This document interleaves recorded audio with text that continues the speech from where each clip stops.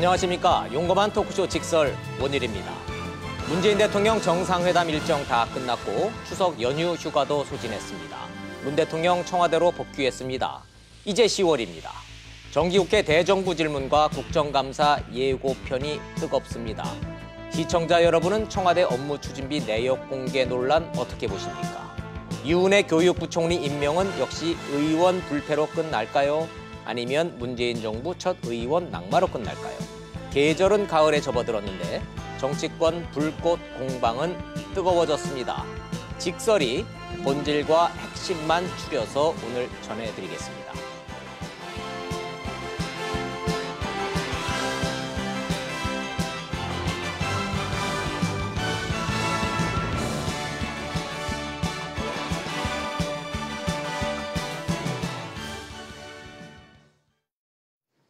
함께 이야기 나눠주실 전문 패널 소개하겠습니다.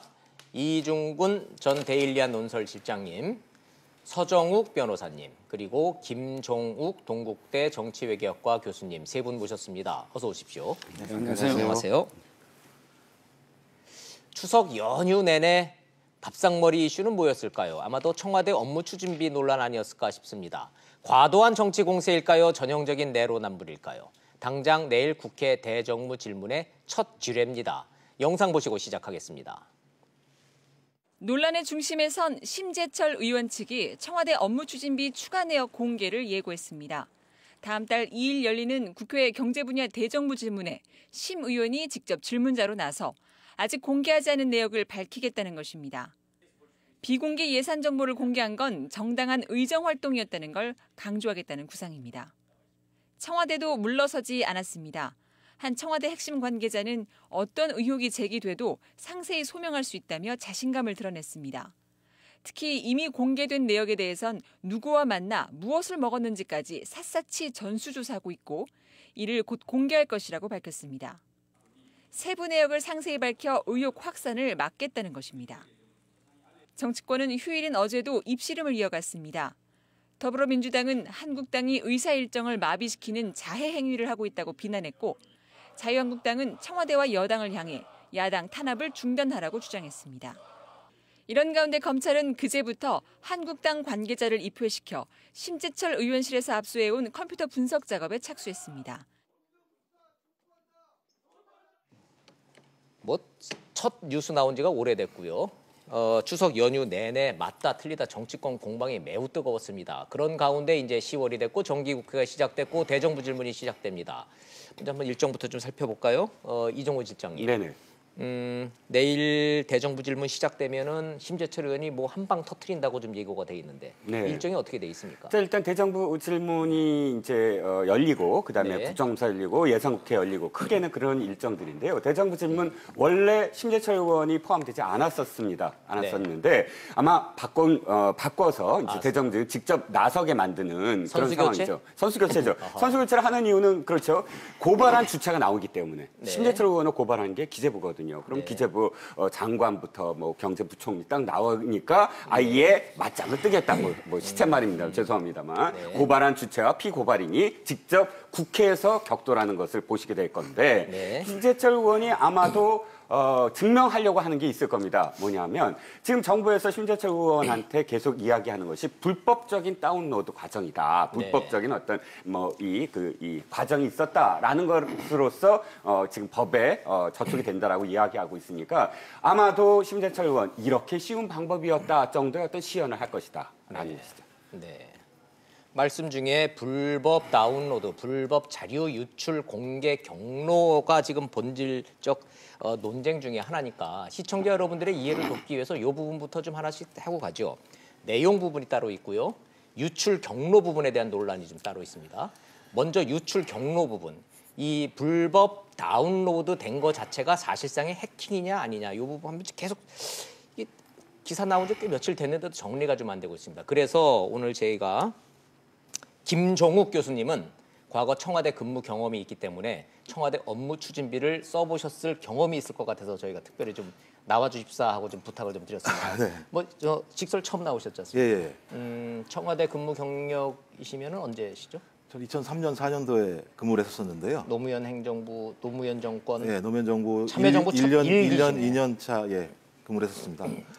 뭐 청와대가 제기한 것처럼 청와대는 24시간 근무를 하는 상황이죠. 오히려 따지고 보면 업무 추진비를 쓸 만한 시간도 별로 많지 않은 일들이 있는 경우가 꽤 많이 네. 있습니다. 그리고 업무 추진비 관련해서 저는 이 논박이 되고 있는 자체가 이미 이 정보라고 하는 것 자체들은 업무 추진비는 당연히 뭐 공개가 돼야 되겠죠. 충분히 분명히. 하지만 이 업무 추진비를 취득한 경로 자체가 확인되지 않고 있지만 상당히 불법적이라고 하는 논의가 불거지고 있고 청와대가 상당히 좀 당당하게 큰 문제가 없다. 업무 추진비를 집행하는 과정에서 아무 큰 문제가 없다고 얘기를 하는 상황이라고 얘기한다면 이걸 정쟁화시키는 것 자체가 제가 볼 때는 자유한국당이 좀 잘못 짚고 있는 것 같다. 네. 왜냐하면 지금 많은 국민들이 오히려 더 우려하고 있는 건 일자리 문제나 부동산 문제 이런 문제와 관련해서 상당히 많은 의구심들을 가지고 있다. 남북 문제와 다르게. 근데 그 문제에 대한 제기를 하지 않고 오히려 불법 자료를 취득했는지 업무 추진비가 불법 사용되는지의 논쟁으로 가게 된다면 실제적으로 그것은 사실관계가 밝혀졌을 때 한쪽이 엄청난 타격을 받게 되는 거고 만약에 지금 이 문제와 관련해서 심재철 의원이 제기한 거기 때문에 심재철 의원이 제기한 내용 자체가 훨씬 사실과 부합되지 않는다고 얘기한다면 자유한국당은 아주 거대한 두 가지 손실을 받게 된다. 좋습니다. 왜냐하면 국정감사에서 소위 이 정부가 잘못하고 있는 부분에 대해서 집중적으로 공략을 해서 국민들에게 민심을 얻어야 되는데 그것이 실패할 확률이 높고 네. 또 하나는 청와대가 업무 추진비를 사용했다고 하는 내용을 보면 뭐 전체가 2억 얼마 정도 넘는 것 같은데요. 그 비용 자체가 일정한 부분에서는 잘못 사용된 부분이 있겠지만 국민 정서에 어긋날 만큼의 사용이 됐겠는가라는 네. 측면에서는 저는 자유한국당이 너무 좀 작은 문제에 집중해서 정쟁화시키고 있지 않은가라는 생각을 하게 됩니다. 네. 뭐 자유한국당이 맥을 제대로 공격의 포인트를 잡았느냐 안 잡았느냐를 뭐 저희가 뭐 걱정해줄 입장은 아닌 거고 네. 그건 뭐 자유한국당이 좀 알아서 좀 할 일이고 문제는 자유한국당은 이거를 이제 대정부 질문에서도 문제를 삼겠다는 입장이고 청와대는 청와대 업무 사용비 과거 정권하고 비교해 봤을 때 아무런 꺼릴낌이 없다. 하늘을 우러러 한 점 부끄러움이 없다라는 얘기를 지금 너무 여러 번 국민들한테 했기 때문에 네.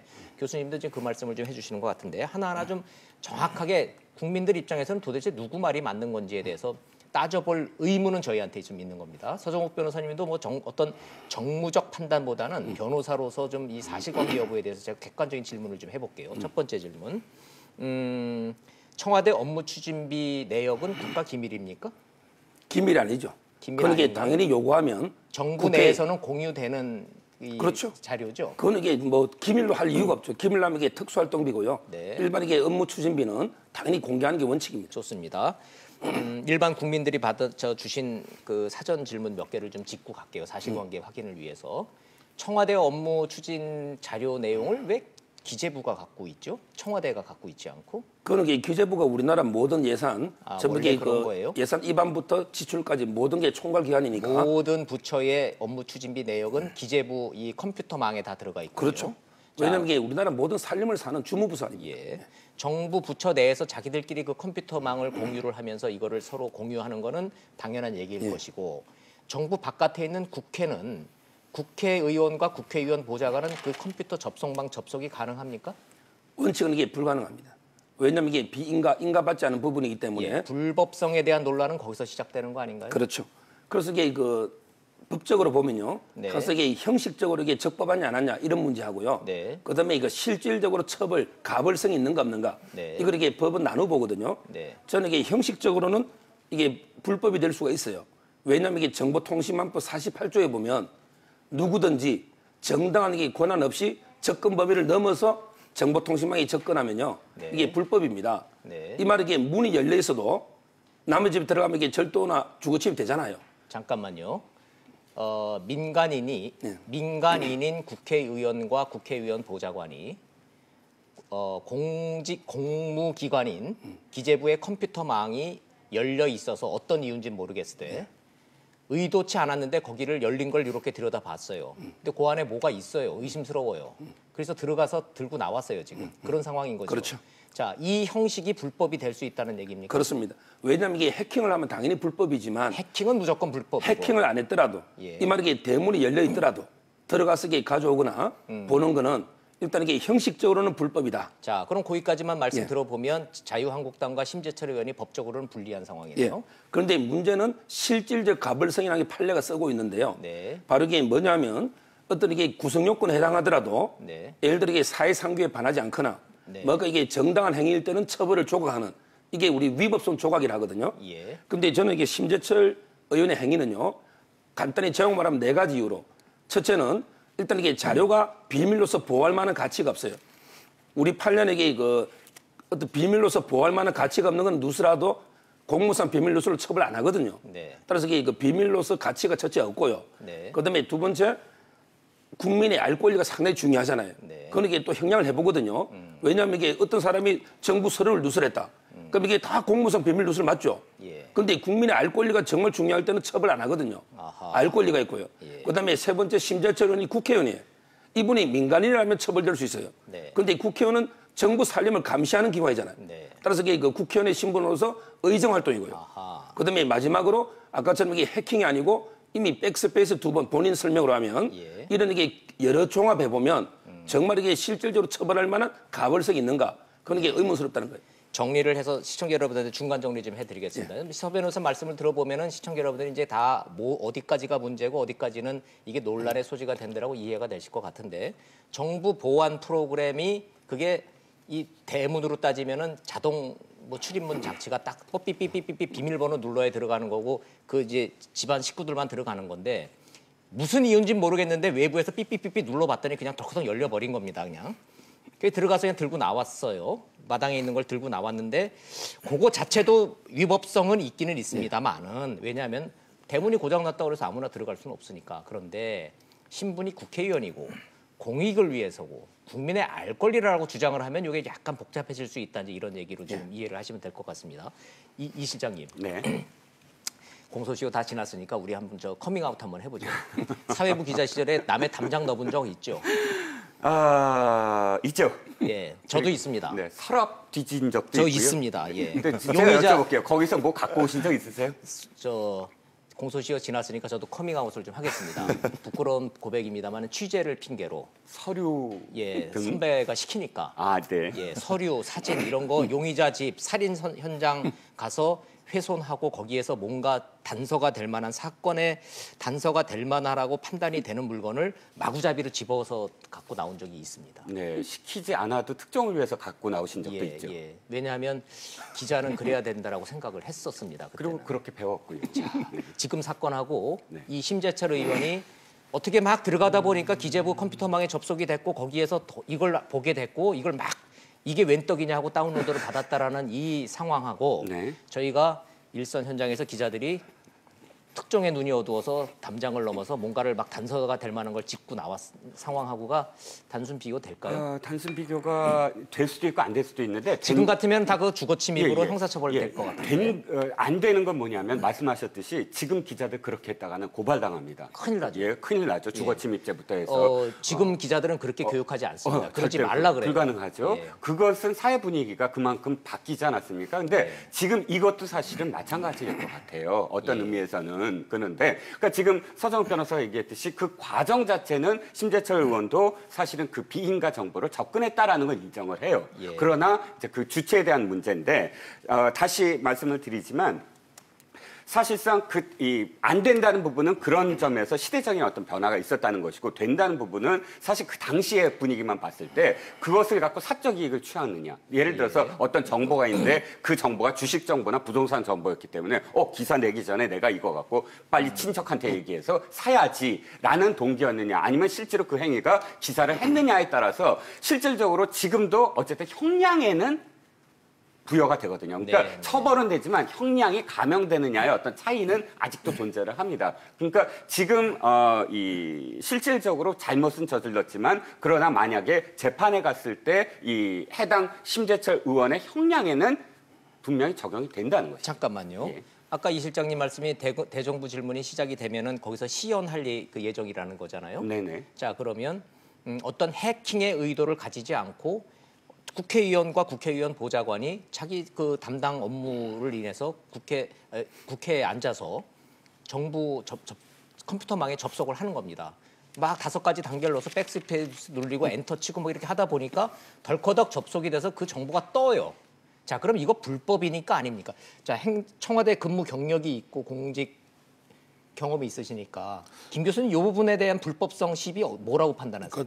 저는 이건 검찰이 밝혀야 될 상황이지만 뭐 예를 들면 지금 얘기가 나오는 게 해킹을 했거나 아니면 해킹 프로그램을 통해서 미리 교란을 했거나 또는 네. 아니면 사이트 자체가 오류가 생겼거나 아니면 제3자와 공모했거나 다양한 얘기들이 네, 나오는 네. 상황인데 네. 만약에 사이트의 시스템 오류라고 얘기한다면 이 사이트를 운영하고 있는 한국재정정보원 이 책임을 져야 될 문제겠죠. 큰 문제죠. 예. 그 아무나 그냥 예를 들어서 이게 북한이 맘먹고 들어간다 그래도 다 뚫린다는 거 맞습니다. 아니에요? 지금? 근데 그 한국재정정보원법에 따르면 디지털 예산 회계 시스템을 안정적으로 운영 관리하는 게 기본적인 목적이에요. 근데 만약 이게 사실이라면 정보원이 큰 문제를 하고 있는 거고 이 문제가 계속 앞으로 발생할 수 있었기 때문에 이런 측면에서 심재철이 발견했다는 건 좋은 거죠. 문제 제기하는 건 뭐냐면 네. 그걸 발견을 했으면 저희가 그것을 발견을 했다면 이런 문제가 있으니 국가의 아니든 국가의 재정 상태이든 상당히 이런 부분이 허술하게 노출될 수 있으니 그것을 방지라고 얘기하는 게 사실이 핵심인 거죠. 근데 오히려 제가 보니까 뭐 190회에 걸쳐서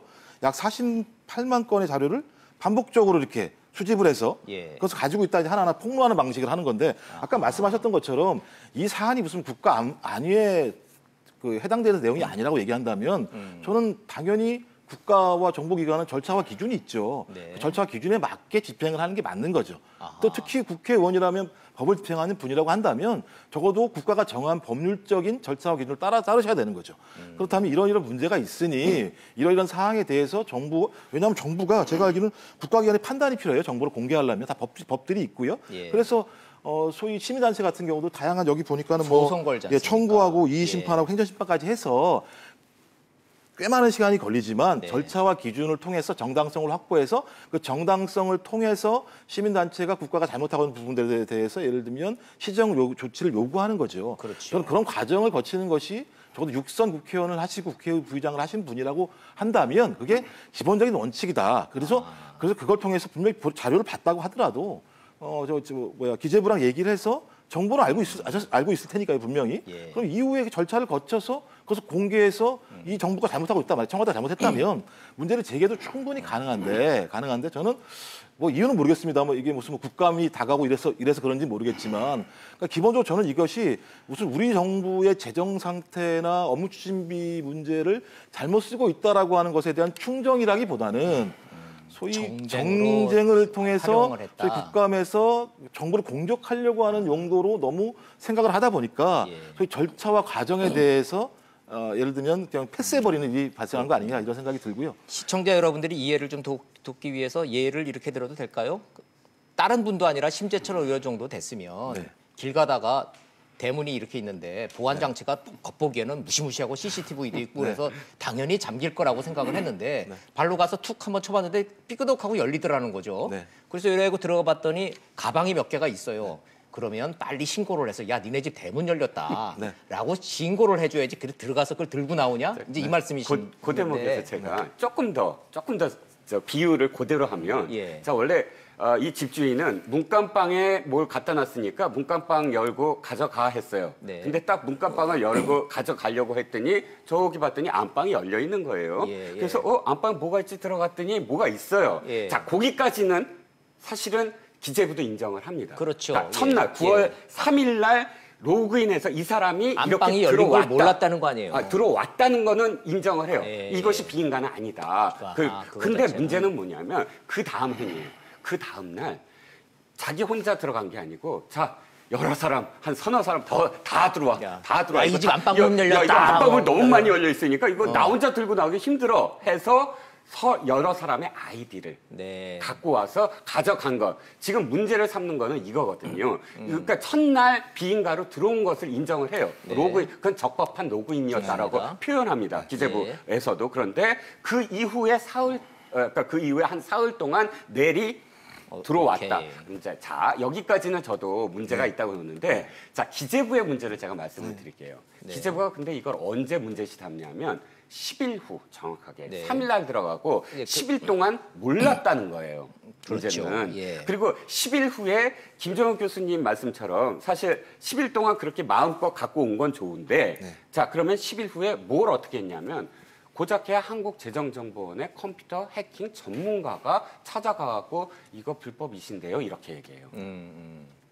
그런데 아니 그건 문 열려 있으니까라고 대답을 해요 의원실에서. 네. 그러니까 그 다음 날 기재부 차관이 문자를 보내요. 고발하겠다. 네. 자, 그 다음에 고발 들어가요. 21일 날 고발 들어갑니다. 여기서의 문제는 뭐냐면 두 가지예요. 하나는 10일 동안 몰랐다는 것이고. 몰랐다. 기재부가 아예 몰랐다.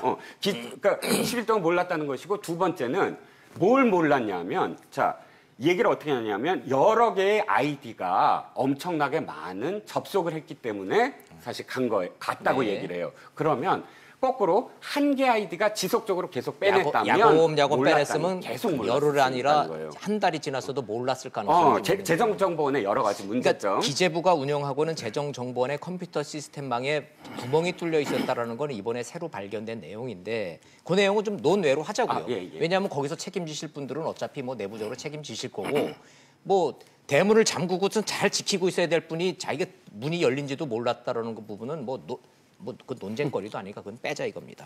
자, 지금 궁금한 거. 상황은 이제 시청자 여러분들이 다 이해가 됐을 거고 서 변호사님 법적으로 검찰은 어디까지 문제 삼고 있어요 지금? 이거 지금 주거 침입 개념으로 보고 오는 거예요? 검찰은 이제 이거 일단 아까 말한 이게 정보통신망 네. 그 법하고요. 예. 그다음에 그 전자정부법이라고 있어요. 전자정부법. 그것도 이게 누구든지 고난 없이 어떤 게 전자문서된 걸 접근하거나 이게 유출했을 때 네. 아마 이게 크게 두 가지 법으로 의유를 하려고. 아유, 뭐 어려워서 잘 못 알아듣겠어요. 제가 그러니까 쉽게 좀 여쭙겠습니다. 정보통신망법과 국민들이 그다음에 궁금해하는 전자정부법. 예, 좋습니다. 무슨 법이 됐든지 간에 검찰이 지금 압수수색하고 난리가 나고 야당은 야당 탄압이라고 막 지금 뒤로 누워 있고 이런 상황 아닙니까?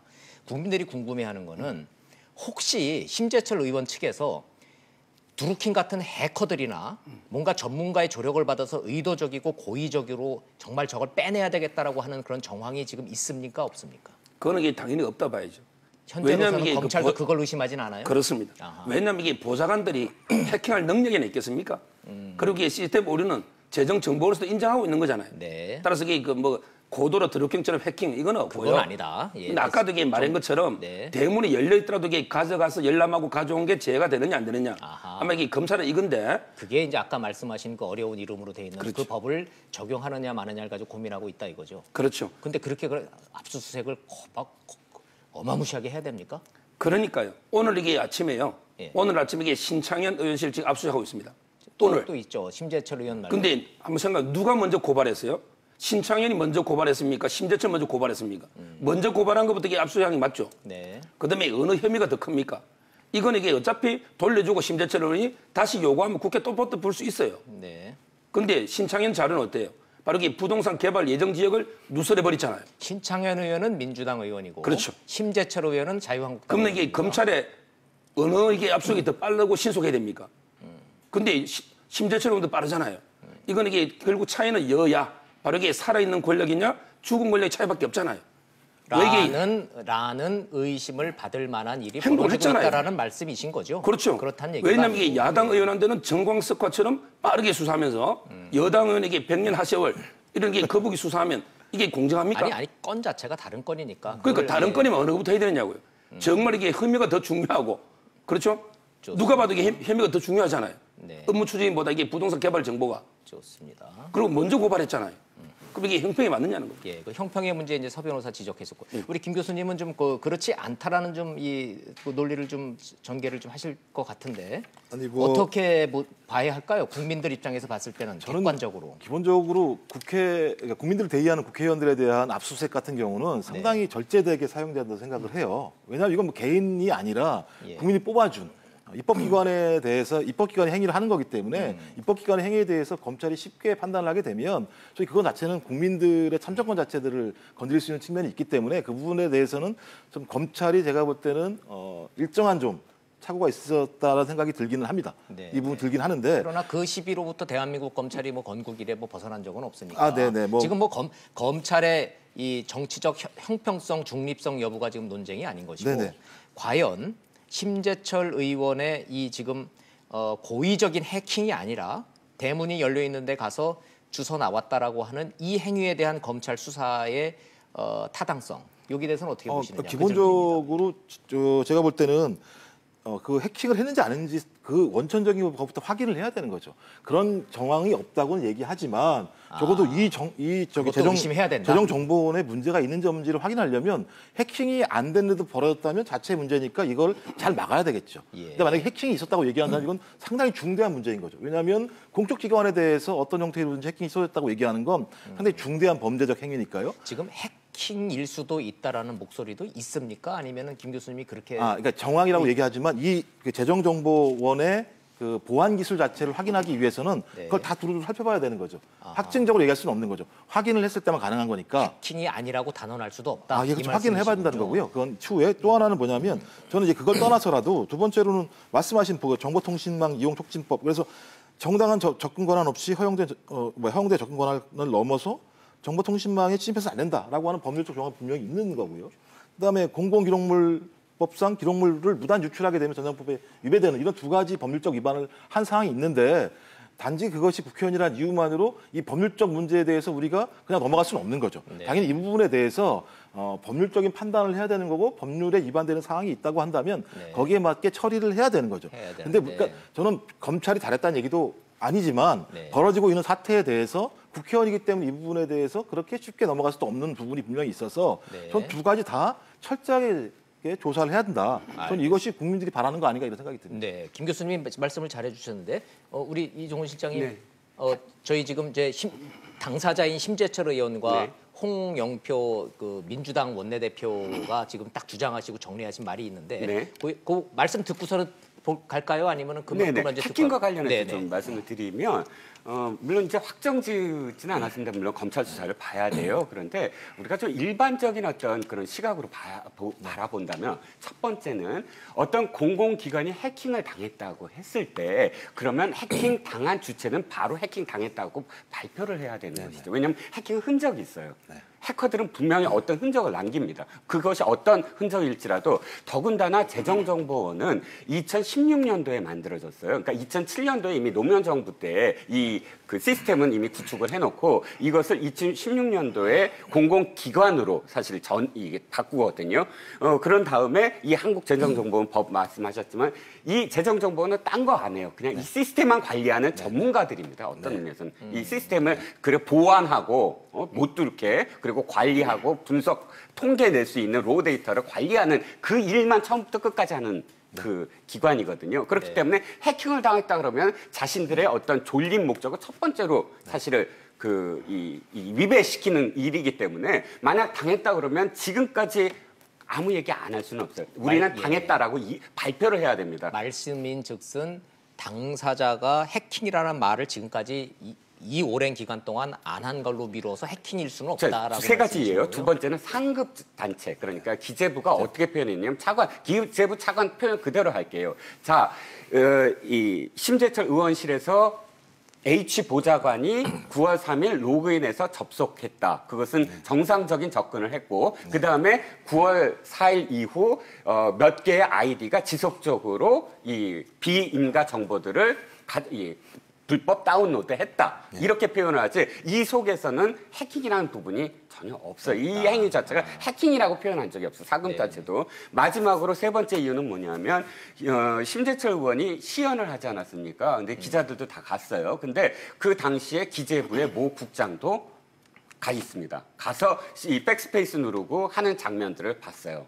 반박 못하고 돌아갔습니다. 그러니까 기자들 앞에서. 이 세 가지 이유로 사실 정황이지만 그러나 굉장히 이거 해킹은 아니구나 라고 다들 판단할 수 있는 어떤 근거를 지금 이야기하고 있는 거죠. 이게 해킹이냐 안 하느냐가 이제 쟁점이 아닌데 해킹이 아니라고 단정하고 가는 것도 좀 무리 아니냐라고 김 교수님이 원칙적으로 이제 문제 제기를 하신 거고 이게 왜 정치권에서 해킹 논란으로 안 가고 있는가는 우리 이 실장님이 충분히 설명을 좀 해주셨다고 믿습니다. 그래서 이 문제를 놓고 내일 국회에서 충돌이 벌어지는데 당사자인 심재철 의원은 이렇게 얘기를 하고 있고요.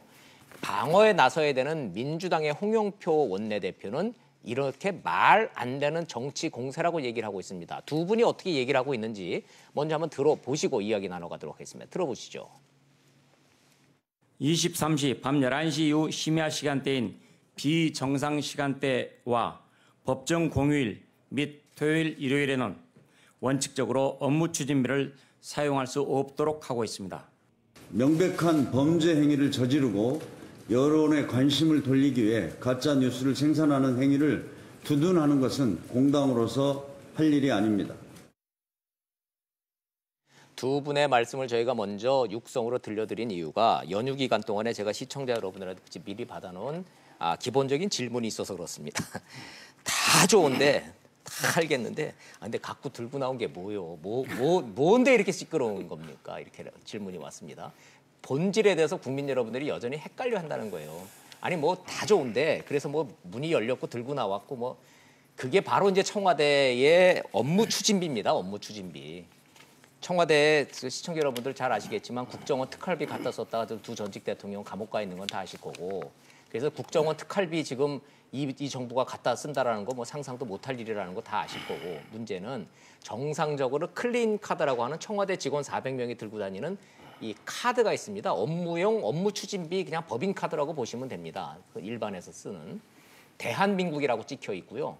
거기 대한민국 찍힌 법인카드 딱 들고 다니면 나 청와대에서 근무합니다 하면 이런 뜻이랍니다. 폼도 나고요. 근데 액수가 아주 적습니다. 그래서 힘든답니다. 청와대 직원들이 이 클린카드 갖고 이게 업무를 보기가. 문제는 심재철 의원이 그렇게 해서 얻은 자료를 다운로드 받아서 분석을 해보니 업무 추진비가 상당 부분 잘못 쓰여지고 있네. 이 주장을 지금 하고 있는 겁니다. 먼저 서준욱 변호사님부터 사실관계부터 좀 여쭙게요. 심재철 의원이 업무 추진비 이거 문제 있는데라고 지적하는 큰 이 줄기를 보면은 뭐가 잘못됐다는 거예요? 저는 이게 가장 큰 게요. 네. 주말이라든지 또 이게 심야에 아까 말씀하신 그 심야 사용 주말에는 법인카드 못 쓰게 돼 있다. 그렇죠. 원칙은요. 원칙은. 근데 예를 들어 청와대는 이게 24시간 근무기 때문에 술집에서 쓰는 게 된다. 이렇게 해명하잖아요. 네. 그럼 이게 24시간 근무하는 사람이 제일 많은 게 뭐예요?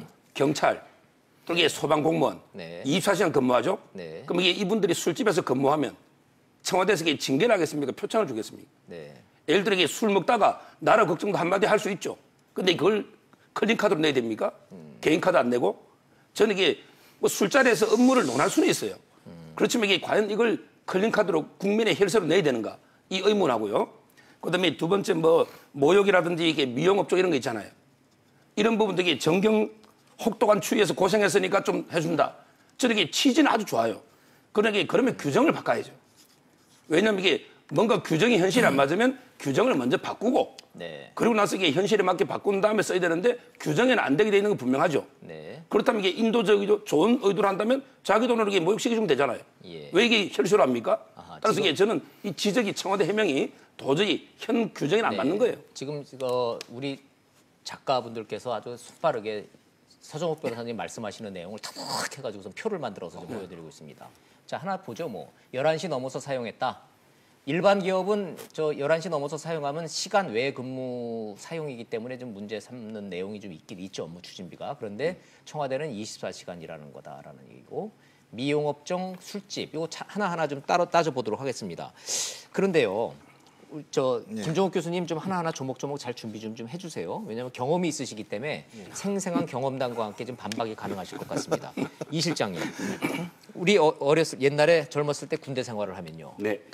군대에서는 고참이 뛰면 훈련이고 앉아 있으면 회의고 누워서 잠을 자도 그거는 작전 구상 아닙니까? 네. 군대는 그렇잖아요. 군대는 그렇죠. 윗사람이 하는 거는 모든 건 누워서 자더라도 그건 작전 구상하는 거지 노는 게 아니잖아요. 그렇죠. 예. 네. 청와대는 24시간 근무를 하는 조직이다. 네. 청와대는 24시간 일을 하는 곳이다. 네. 박근혜 전 대통령도 24시간 청와대에서 근무를 하는 사람이었다. 이런 논리로 버티다가 잘 안 먹혔는데 네. 요 부분은 이게 해명이 되는 내용입니까 지금? 24시간 이게 지금 조금만 설명을 드려도 될까요? 이 기재부 집행, 그러니까 예산 집행 지침이 있는데 예. 그 집행 지침이 딱 두 가지입니다. 원칙적으로 안 되는 것과 의무적으로 안 되는 것. 원칙적으로 안 되는 게 원칙은 뭐고 의무는 뭐고? 원칙적으로 안 되는 거는 지금 심야 시간대 11시 이후와 주말 시간대. 예. 주말 시간대 원칙적으로 안 되는 거, 의무적으로 안 되는 건 위생업소, 사행업소, 그다음에 유흥업소입니다. 그러니까 이게 개인적으로 쓸 수 있는 거는 아예 막아버렸군요. 그렇죠. 이쪽 이 의무 제한 조치는 무조건 안 되는 거예요. 시간대에 상관없이. 시간대에 상관없이 무조건. 그러니까 아까 그 경찰관들한테 모욕한다. 사실은 그게 이유는 그렇게 될 수 있지만 위생업소가 돼요. 예. 위생업소라는 게 이제 마사지 뭐 이런 것도 있으니까 예, 사실은 뭐 돼 있긴 예. 하지만 안 되는 건 의무 제한으로. 취지는 퇴폐업소까지 못 쓰게 했다라는 취지였는데 하지만 사실은 내용은 봤더니 고생한 군경들한테 5,500원짜리 사우나 시킨 게 그게 그 취지하고 맞는 거냐? 이런 그런데 집행지침에는- 아니 반론은 가능하지 않습니까? 반론은 가능하지만 집행지침에 어차피 안 되는 거예요, 그거는. 일단 그리고 이쪽은 11시에 안 되는데. 일단 한 틀린 건 말씀만 틀린 거예요. 예. 한 말씀만 더 드릴게요. 이거를 갖고 사실은 공무원 사회에서 뭐라고 하냐면 예. 일단 청와대는 그렇게 했을지 몰라도 지금의 공무원 사회는 술은 절대로 안 된다. 그러니까 업무 추진비에서도 네. 술값을 예를 들어서 그러니까 뭐 그 하청하는 어떤 뭐 기업들과 뭐 저녁을 먹는다 이럴 때 술값을 절대로 클린카드로 내지 않는 게 지금의 어떤 분위기다. 네. 그런데 그게 시간에 상관없이 술을 먹는다. 두 번째, 11시 이후 절대 불가능하다. 공무원 사회에서 지금 11시 이후에 클린카드를 쓸 수 없게 돼 있는 분위기다. 예. 그런데 청와대는 어떻게 가능하지? 라는 댓글들이 사실은 공무원 사회에 지금 사회에서 있다. 달고 있다는 거죠. 그 부분을 시청자 여러분들이 약간 오해를 하시거나 잘 이해를 못 하실 것 같아서 이 부분은 좀 하나 더 설명드릴 필요가 좀 있는데 예를 들어서 저희 같은 경우에 공무원들을 직업적으로 많이 만나게 되지 않습니까? 시간이 없으니까 주로 밤에 만날 일이 많죠. 밥을 먹으면은 공무원이 클린카드로 밥값을 지불을 하고요. 10시 넘어서 대충 늦은 시간이다 그러면은 옆에 가서 뭐 한 잔 더 하고 맥주 한 잔 하고 그러면은 제가 내는 게 보이지 않는 불문율로 돼 있습니다. 왜냐하면 저희는 민간인이기 때문에 카드 쓰는 게 상관이 없어도 공무원들 카드만큼은 이 술값 계산은 맥주 아니라 뭐 단돈 요만한 알코올 한 방울도 계산하면 안 된다는 게 불문율로 요즘은 돼 있습니다. 이게. 그 얘기를 지금 하고 있는 거예요. 자, 이제 우리 김종욱 교수님. 청와대에서 24시간 근무를 해본 경험이 있으신 우리 김종욱 교수님. 제일 억울하신 게 뭡니까? 뭐가 좀 억울할 게 있을 것 같아. 얘기 직접 들어보면. 저는 좀 3년 전 얘기여서 뭐 솔직히 말씀을 드리면 6시 40분까지 출근을 해서 저녁 11시, 12시까지 일을 합니다. 실제로. 저는 알아요. 왜냐하면 청와대 출입기자를 해본 입장에서는 그러니까 실제로 업무 준비를 쓸 시간 자체가 없는 경우도 많고요. 근데 하지만 이제 대외적인 업무가 있는 분들은 어쩔 수 없이 대외적인 것들을 만나야 되니까 이제 그런 분들은 업무 준비를 사용해야 되는 측면들이 분명히 있죠. 근데 저희 같은 경우도 마찬가지지만 11시, 12시에 나오게 되면 쓸 수 있는 게 별로 없죠. 나와서는 그 시간대에. 네. 그래서 카드를 사용하지 않는다고 하더라도 다 관행적으로 아시지만 달아놓고라도 먹고 하죠. 왜냐하면 그때는 방법이 없으니까. 카드를 사용할 수 없으니까요. 달아놓고. 방법이 없으니까요. 그렇죠. 밥은 먹어야 되는데. 그러니까 11시에 끝나고 나와서 집에 들어가서 부인한테 밥 달라고 할 수는 없는 거고. 그러니까 다양한 케이스들이 그래놓고 있는데. 그 다음 날 낮 시간대에 결제는 가능하니까. 그렇게들 밥들을 먹고. 아이고 청와대 계신 분들 고생을 하시네. 저 옛날에 지금 상황 잘 모르겠습니다. 옛날에 그렇게. 아니 지금은 더 하대요. 지금은 노무현 정부 때보다 지금은 더 고통스럽고 더 힘들다는 겁니다. 더 가슴이 아픈 건 뭐 좀 비싼 걸 먹은 다음에 이런 적을 얻어 먹으면 좋겠는데 제가 그때만 하더라도 밥 그냥 한 5,000원, 6,000원 그 당시에요. 이런 밥들을 주변에서 먹었고요. 그리고 제가 볼 때는 사적으로도 활용할 수 없는 게 내부적으로 규정을 둬서요. 소위 문제가 될 만한 사람들과의 만남에 대해서 내부적으로 사전에 만나지 말라는 지침들을 내립니다. 그리고 당연히 술 같은 거 먹지 말라는 얘기를 하게 되고요. 하지만 예외적인 부분들이 분명히 있죠. 청와대도 다양하게 대외 업무를 하기 때문에 예외적인 부분에 관련해서 제가 볼 때 어쩔 수 없이 쓰여진 부분이 있는 것 같다. 그런 부분이 규정을 어겼다라고 하는 측면에 대해서는 제가 볼 때 청와대가 그 사실에 대해서는 반론을 펼지 모르겠지만 계속 파고 들어가게 되면 분명히 약간의 문제는 있겠죠. 자, 근데 하지만 그럼 예를 들자면 그러니까 우리가 두리뭉실하게 얘기하지 말고 이미 너무 상황이 진척됐기 때문에 시청자 여러분들이 다 알고 계시는 거예요. 또 기자들이 또 일일이 또 그걸 다 찾아가 본 거 아닙니까? 지금 업무 추진비 쓴 데를. 지금 효자 삼청동에 있는 무슨 뿌띠보라고 하는 무슨 음식점 49,000원짜리 5개 음식으로 돼 있고 무슨 소리라고 하는 여기에는 지금 98,000원짜리가 있고 10개 요리가 돼 있는 무슨 이상한 이름의 음식점은 21만 원짜리도 있는데 이런 거는 잘 안 먹었다는 거고요. 대부분 뭐 한 3만 원짜리 런치 코스 뭐 이런 거라 이 식당 관계자들의 이 증언에 따르면 대한민국이라고 적힌 이 청와대 업무 추진비 갖고 와서 쓰는 이 카드 손님들은 돈 되는 손님들이 아니었다는 거예요.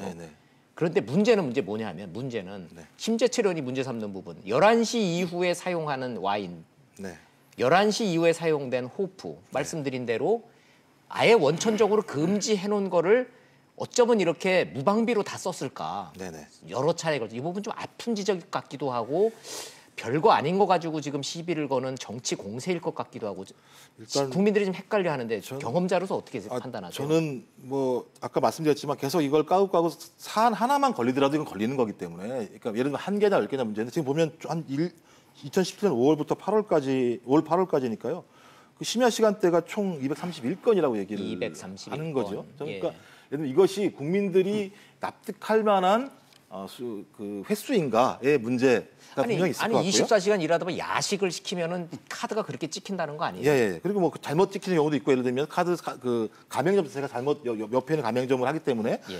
그리고 또 뭐가 있냐면 이런 게 있으면 업무추진비가 실제적으로는 내부적으로 사유가 분명하면 사유서를 제출하는 경우도 실제적으로 있어요. 예를 들면 이 부분에 대해서는요. 사유서를 제출하는. 저는 그래서 이런 방식을 통해서 좀 하여튼 문제는 있지만 이 부분이 국민들이 납득할 만한 사안이 아닌가에 대해서 앞으로 파헤쳐지겠죠. 하나하나 파헤쳐지겠죠. 근데 저는 청와대에 있으면서 이런 부분들에 대해서 최대한 많이 조심하고 하지 않으려고 하겠지만 불가피하게 발생하는 문제들이 분명히 있다. 네. 그랬을 때 이것들을 어떻게 합법적인 방식으로 열어놓을 수 있을 것인가의 문제. 그러니까 그건 용납하는 부분에서 가능한 거죠. 말씀하신 대로 예를 들면 뭐 유흥업소 이런 건 전혀 불가능한 거죠. 그런 그 공간들을 열어주지 않게 되면 저는 앞으로 저는 어느 정부가 들어와서 청와대 일을 한다고 하더라도 이러한 일들이 벌어질 수밖에 없는 상황이 될 거다라는 생각이 들어서 이번 기회에 저희 그 국민들이 납득할 만한 수준에서 어쩔 수 없는 상황에 대해서만큼은 소명할 수 있는 사유할 수 있을 만큼의 새로운 좀 절차가 필요하지 않을까 생각을 하게 됩니다. 근데 청와대에서 제일 억울해하는 부분이 저 중간에 있는 미용 업종. 저건 당연히 좀 그렇죠. 저 사우나는 못 가게 돼 있어. 원천적으로 안 되는데 왜 갔느냐라는 저 지적이 있는데 저거는 명확하게 해명을 했어요. 네. 저 평창 올림픽 때 고생했던 그 군경들 5,500원짜리 사우나 보낸 거다. 우리가 어디 가서 뭐 좋은 사우나 가서 지금 저 늘어진 게 아니고 그런데 그 고생했던 군경들 5,500원짜리 목욕시킨 게 그렇게 큰 죄냐라는 이 논리. 서 변호사 어떻게 보세요? 제가 이게 그 공기업의 사회사를 몇 군데 했는데요. 네. 저는 이게 업무 추진 카드 있잖아요. 예. 이걸 이렇게 잘못 사용해 징계 분들이 많아요. 근데 사유를 들어보면요. 사회이사도 카드를 줘요. 아니 사회사명이 감사를 하잖아요. 감사를 징계 하니까. 의결할 때. 네. 근데 제가 들어보면 정말 이게 참작할 만한 이유로 회사를 위해서 돈을 썼는데 네. 규정을 이게 어기가지고 징계 먹는 공무원이 많습니다. 네. 그럼 이게 어떻게 해요? 아무리 이게 목적이 정당하더라도 네. 규정은 규정이잖아요. 따라서 이게 저 모욕이 바로 그런 거예요. 미용업종. 그럼 이게 예외를 두든지 그럼 이게 규정을 고쳐야 되잖아요. 예. 근데 규정을 그대로 두고 하는 건 이게 저는 문제가 있다. 이렇게 보는 거고요. 저는 이게 이 사건을 뭐 별거 금액이나 이게 별거 아닌 것처럼 몰지만 이건 이게 두 가지하고 비교해 봐야 돼요. 저는 이게 한마디로 청와대의 특권의식이라 보는데 왜냐하면 이게 청와대는 감시의 눈이 적어요. 네. 감사원도 이게 이번에 감사하면서 청와대 이게 직원들이 쓴 거는 그냥 넘어갔거든요. 근데 일반 공무원이 이렇게 써보세요. 심야 시간대. 그럼 이게 바로 자체 감사부터 온갖 감사를 통해서 징계를 먹습니다. 이중자 때한 뜻입니까? 그렇죠. 청와대는 이게 공무원들이 감사하는 눈이 적으니까 이게 뭔가 마음대로 쓴 게 아닌가 이런 생각이 들고요. 그다음에 또 하나 비교할 사건이 바로 이게 그 KBS 이사 강규형. 네. 이분이 이게 KBS 이사에서 이게 물러나게 할 때 네. 보통 이게 어떻게 합니까? 김밥 먹은 것도 보통 이게 했다, 업무 추진 카드 또 이게 이런 거 차량 운행 이런 걸 이게 샅샅이 뒤져가지고 한 개라도 이게 잡아내지 않아요. 이분이 이게 몇 년 동안 쓴 게 얼마입니까? 327만 원. 네. 몇 년 동안 네. 이걸 이게 잡아서 KBS 이사에서 이게 몰아냈잖아요. 그럼 이게 본인들이 쓴 게 자꾸 사소하다, 뭐 금액도 이게 별거 아니다 이렇게 할 게 아니고 예. 전부 이게 몇 억대 아닙니까? 그럼 이게 그 역지사지에서 한 비교해 보면 저는 이게 얼마나 문제가 있는가 알 수 있다 봅니다. 네. 그 서 변호사님 말씀 들어보면 또 그럴 것 같기도 하고 우리 김 교수님 말씀 들어보면 그런 것 같기도 하고 시청자 여러분들이 좀 이게 의견이 많이 엇갈리실 것 같은데 아니 명색이 청와대에 근무를 하는 나란 일을 하는 사람들이 그랬고 몇만 원짜리 그 밥 먹은 거 가지고 그 시간 가지고 따져서 이 시간에는 되고 이 시간 안 되고 그럼 뭐 스시도 못 먹냐? 뭐 이제 이런 얘기가 나오는데 스시집에다가 뭐 와인 한 잔 마셨다고 이게 무슨 법을 위반했느냐 아니냐 따지는 게 지나친 정치 공세 아니냐라는 이 목소리들도 좀 존재하는데요. 네.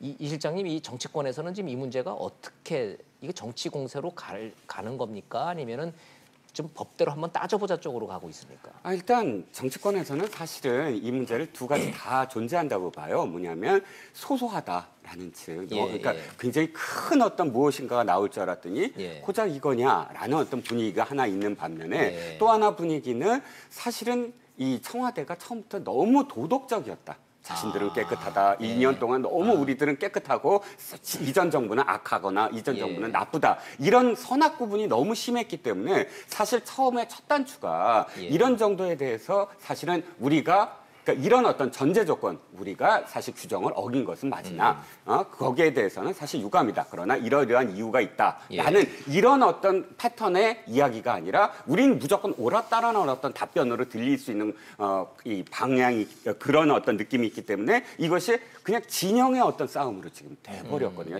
대적 구도로. 그래서 교수님 말씀하셨듯이 사실 이게 정쟁으로 갈 일이 아니었는데 첫 단추부터 사실은 좀 아쉬운 거는 아까 말씀드렸지만 차관이 직접 와서 사선 의원이고 국회 부의장 했잖아요. 심재철 의원한테.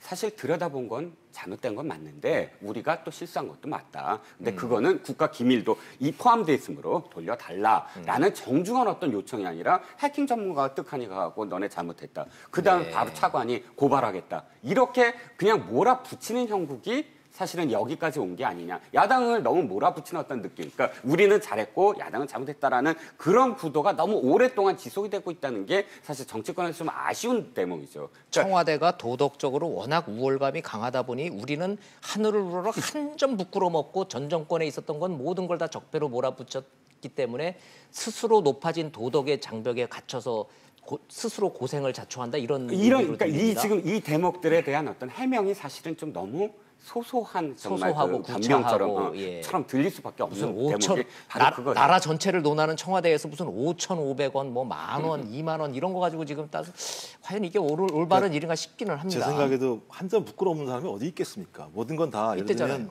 본인들은 한 점 부끄러운 있는 거죠. 그래서 기재부가 대응한 것도 좀 문제가 있다고 생각을 하고요. 이 문제 관련해서 절차에 맞게 예를 들어 국가기관이 거기다 판단을 해야 되는 건데 판단을 아직 안 한 거니 밝히지 말거나 문제가 있다고 제기를 하고 청와대도 마찬가지지만 이 문제와 관련해서 총무비서관이 직접 나와서 뭐 하나하나 소명을 하는 것 자체도 제가 볼 땐 소위 국민들이 그런 걸 바라겠습니까? 따지고 보면 이 문제의 원칙적인 문제들은 그 문제가 아니라 이러이러한 문제가 분명히 있었는데 외적으로 어쩔 수 없는 불가피한 상황들이 분명히 있었다. 거기에 대해서 우리가 문제가 있다고 생각을 하지만 이 문제가 지금 이 중대한 사안에 이 문제로 해서 국회가 스톱이 되거나 이러면 안 된다. 예를 들면 뭐 남북 비준 문제도 분명히 있고 아까 말씀드렸던 일자리 문제나 이런 다양한 문제들이 존재하는 상황에서 이런 큰 문제들을 다루는 게 저희 국정감사나 정기국회에서 해야 될 문제임에도 불구하고 우리가 하는 일들이 그런 것을 가로막지 않았으면 좋겠다. 그리고 다양히 조용히 그런 내용에 대해서는 절차와 기준에 맞게 조사해서 판단이 된 만큼 결정이 난 만큼 밝히면 되는 문제이지 이 문제를 가지고 가서 여야가 소위 그 바쁜 시간에 그래도 또 일어난다고 맨날 욕을 먹는데 그 국회가요. 그것 때문에 지금 국회가 지금 스톱되게 생겼잖아요. 이게 좀 그런 거는 좀 바람직하지 않은 건데 잠깐 돌아가서 말씀을 꺼내셨으니까 청와대 총무비서관 시청자 여러분 기억나시죠? 문재인 정부 청와대 구성하는 발표할 때 가장 참신했던 인물 중에 한 명으로 꼽혔던 청와대 총무비서관이요. 정치적 인연이 아무도 없는 이른바 신복. 자기의 그 복심을 청와대 총무비서관에다 심질 않았습니다. 역대 정권하고 그거 정말 달랐죠. 정말 예산만 평생 해왔던 뼛속까지 공무원인 총무비서관을 앉혔죠. 그랬더니 이분이 더 지금 경노하신 것 같아요. 자기가 뭘 잘못했다라고 이렇게 심재철 의원이 지적했다고 생각하셨는지 이분이 나셔가지고 마이크 잡고 이건 아니고 이건 뭐고 이건 5,500원은 뭐고 조목조목 반복을 하다 보니 심재철 의원은 자백을 했다 뭐 이렇게 지금 얘기가 나오는 거죠. 왜냐하면 몰랐었잖아요. 이게 전의경 목욕비라는 사실을 의도하고는 조금 다르게 가는 것 같은데. 자, 중요한 거는 세 분 모두 이게 국정을 올스톱시킬 만한 사안은 분명히 아닌 소소한 사안이라 하는데 어찌합니까? 현실은 이것 때문에 국정이 지금 마비되게 생겼습니다. 하나 더 있습니다. 유은혜 교육부총리 임명 놓고 여야 격돌. 심재철 의원 사태와 맞물리면서 매우 심각해졌습니다. 이제 정기국회 시작됐는데 이거 한번 좀 안 따져볼 수가 없습니다. 궁금합니다. 이종건 실장님부터 좀 여쭤볼게요. 네. 아니 의원 불패라 그랬잖아요. 지금까지 국회의원 장관 시켜서 실패한 예는 없지 않습니까? 네, 그렇습니다. 근데 유은혜 의원도 대충 넘어가는 거 아니에요? 일단 첫 번째 의원 불패는 깨졌죠. 첫 번째 의원 불패가 뭐냐면 예. 의원들을 그 채택 경과 예. 보고서를 할 때 보고서 채택 안 된 채택 거? 안 된 건 처음이에요. 야당이. 그거 그러니까 처음이다? 어떤 상황에서도 야당은 사실 예. 의원 불패의 첫 번째 단추가 그거거든요. 채택 보고서. 근데 네. 채택 보고서를 의원인데 거부한 게 처음이다라는 네. 어떤 그것도 기록은 남겼는데 기록은 남겼지만 문제는 결과를 봐야죠. 의원 네. 불패라는 것이 지금 문재인 대통령 이제 다시 한번 이제 냈습니다. 그래서 네. 오늘까지 10월 1일까지 해달라라고 했고 두 번에 걸쳐서 이렇게 낸다는 건 강행하겠다는 의지. 강행하지 않으면 두 번에 걸쳐서 낼 이유가 없으니까 자 강행하겠다는 그렇다면 것이죠. 문재인 대통령과 청와대가 강행하겠다는 의지가 확인됐죠. 이제 네네. 보냈으니까 그러면 내일 임명 강행할 가능성 있다 없다? 있습니다. 있다. 자, 그럼 시청자 여러분, 그래서 저희가 지금 이것 때문에 국회가 또 충돌할 가능성이 있어서 지금 말씀을 드리는 겁니다. 내일 임명 강행할 가능성이 있습니다. 서 변호사님, 청문회 과정에서 뭐가 문제가 돼서 보고서도 채택이 안 됐어요? 뭐 워낙에 비리 혐의가 밝혀진 건 아니 비리 혐의가 워낙 많아서 예, 하나, 비리- 둘, 원, 투, 쓰리만 꼽는다면 뭐 큰 거에 보더라도요. 네. 일단 이게 초등학교든 어떻든 간에 위장 전입 의혹 있죠. 위장전이 그다음에 이거 피감 기관으로부터 그 사무실 특혜 사무실 저 있죠. 또 이게 유령 교수 역도 우석대학교 중에 조교수로 승진한 거 네. 이것도 이게 문제됐고요. 그다음에 공무원법 위반 남편 회사에 이사를 갔다가 7급으로 임명한 이런 것도 있고요. 또 이게 사무실 월세 불법 대납 의혹도 있고요. 네. 또 이게 고액 후원자를 공천 준 의혹도 있고요. 그다음에 교통법규를 상습 위반은 의혹이 이게 너무 많아서 제가 크게 한 8가지만 적어왔는데 저는 이게 이렇게 의혹이 많은데 과연 이게 강행하느냐? 저는 이게 딱 두 가지로 봐요.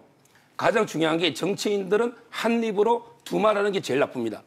네. 근데 그럼 이게 두말 했나요? 유원회 이분이 국회 교육문화위원회 그 몇 년 경력 가지고 전문가를 하잖아요. 그럼 이게 국회 한 6, 7년 의원하면서 교육부 장관 청문회를 얼마나 했겠습니까? 여러 번 했겠죠. 네. 그때 이게 제가 워딩을 쭉 다 따왔어요. 뭐냐면 이게 다른 장관도 아니고 교육부 장관이 거짓말하면 되느냐? 얼마나 이게 질타를 많이 했습니까? 네. 본인 의원 시절에 장관 후보자한테 질타한 걸 예. 본인한테 이게 대입시켜 보세요. 그럼 이게 역지사지 대입시켜 보면 과연 이게 한 입으로 두 말이 아닌가? 네. 이런 게 첫째 의문이 들고요. 예. 그다음에 두 번째는 근본적인 문제가 이분에게 총선 출마를 물어보니까 대답을 안 해요. 차라리 이게 진선미 장관처럼 솔직하게 출마한 다음에 어떻게 하겠는데. 네. 근데 이 교육은요, 100년지 되기 때문에 이게 1년 정도로 이게 풀 수가 없어요. 예를 들어 이게 입시제도 하나 공론하는데 이게 몇 개월이 걸렸습니까? 네. 근데 총선 1년 남았는데 1년 임기로 업무 파악해서 교육 정책을 세운다? 이게 가능합니까? 네. 저는 이게 이런 이유만 보더라도 정말 이게 이번에 임용 강행해서는 절대 안 된다. 이렇게 보는 거예요. 총선에 출마하지 않겠습니다라고 깔끔하게 얘기하지 않은 그 부분이 정치권에서는 오히려 제일 타격이 좀 큰 것 같아요. 국회 내에서는. 여가부 장관하고 이게 교육부 장관의 비중을 한번 생각해 보세요. 교육은 이게 100년 대계이기 때문에 장기간 이게 계획을 세워야 되는데 어떤 정책을 하나 펴겠느냐 말이에요. 좀 틀리잖아요. 업무 성격이. 그러나 또 국회의원한테 또 출마하지 말라라고 또 강요할 수도 없는 문제이기는 한데 좋습니다. 김 교수님 어떻게 보셨습니까? 일단 뭐 여러 가지 흠결들이 드러났기 때문에 논쟁이 되는 건 사실인 것 같고요. 근데 뭐 그 흠결 자체가 여러 가지로 쭉 나열됩니다만은 또 네네. 그렇다고 국민들 입장에서 봤을 때 에이 저건 아니지 하는 또 강력한 한 방은 없었다는 얘기도 있습니다. 제가 이제 참 이런 말씀을 드리고 싶진 않지만 제가 이제 과거 정부를 이렇게 비교하는 것 자체가 참 낡은 프레임 같아서 그러고 싶진 않지만 과거 정부가 장관 임명한 과정을 들어보면 정말 화가 너무 많이 날 정도인 거 나쁜 것들을 거의 차고 있지 않으면 장관 후보로 올라오지 않을 정도의 상황이었으니까 뭐 유장전입 이런 건 제가 볼 때는 뭐 아무것도 안 했던 상황이었던 거죠. 근데 저는 그렇다고 해서 지금 정부에서 이렇게 하는 게 옳다라고 말씀드리는 건 아닌 건데 저는 이제 그러니까 위장 전입에도 다양한 방식이 있는 거고 예를 들면 그것이 소위 어떤 다양한 특권을 누리기 위해서 한 거라고 한다면 문제가 좀 그런 건 아닌 것 같고 그리고 또 지금 사회부총리 겸 교육부 장관 같은 경우도 청문회 결과를 당연히 존중해야겠죠. 국민의 의사니까. 하지만 예. 대통령께서 이제 임명을 결정을 한 문제이죠. 고유한 예. 권한은.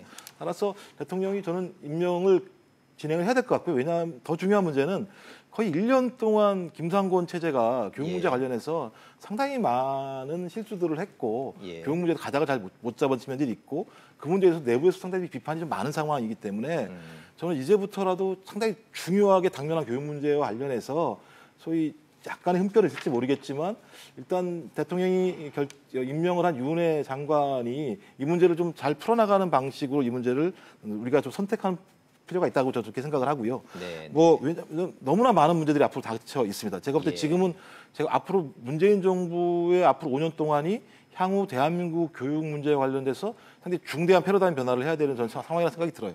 학령 인구도 엄청나게 줄어들고 있죠. 그다음에 교육과 관련해서도 전 세계적인 패러다임이 변하고 있기 때문에 그 문제 관련해서 계속 그 임명권 문제와 관련해서 정쟁을 통해서 계속 발목을 잡기보다는 제가 볼 때 이번 상황에서는 좀 한번 유은혜 교육부 장관을 좀 믿어보고 좀 교육 문제에 대해서 오히려 좀 그 이후에 국회 차원에서 교육이나 이런 곳에서 더 확실하게 장관이 하는 문제에 대해서 더 집중적으로 비판하고 조정할 필요가 있지 않을까 저는 이렇게 생각을 합니다. 유은혜 장관 후보자에 대한 여야 합의가 이루어지진 않았지만 이거를 만약에 밀리면 대통령 국정 동력이 떨어지니까 강행해야 된다라는 논리면은 일견 어느 정도 이해가 된 시청자 여러분들도 이해가 될 법하긴 합니다만은 교육 문제가 국가적으로 매우 중요한 사안이니까 유은혜 장관을 임명시켜서 교육 문제를 해결합시다라고 하는 이 부분에 대해서는 야당이나 국민들 중에 상당수가 잘 선뜻 동의하지 못하는 것 같아요. 그래서 적임자가 아니다라는 논쟁을 이거 뛰어넘지 못하고 있는 것 같은데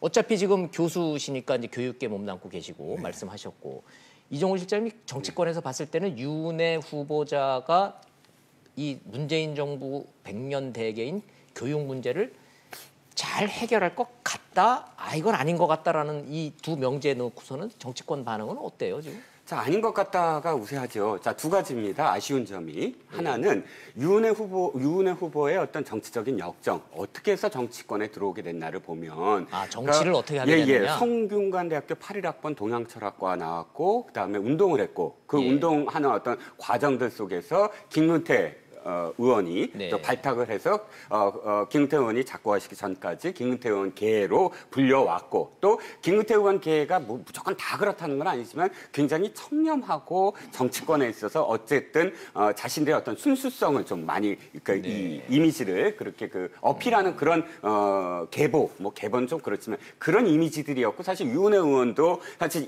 이번에 청문회 하기 직전까지 사실은 유은혜 의원의 이미지가 정치권 내에서 굉장히 좋았어요. 그런데 여당 의원들이나 야당 의원들 이구동성으로 사실 아니 사적인 관리를 왜 저렇게 했나?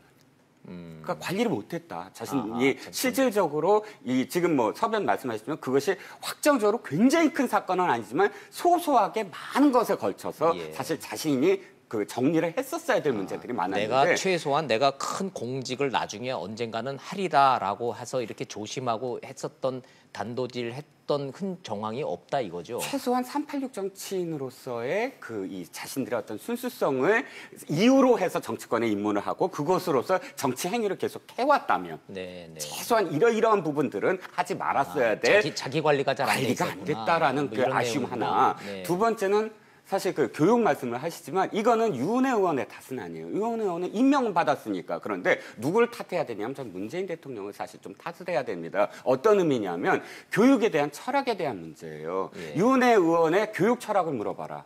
했을 때 유은혜 의원의 교육 철학이 딱 떠올리는 게 있나요? 젊었을 때 꿈이 교사였다는 거 아니에요? 그건 사실 누구나 다 교사였던 사람들은 굉장히 많죠. 그것이 교육 철학은 아니겠죠. 그러니까 교육 철학이 왜 필요하냐면 이것은 여러 이 갈등들이 있어요.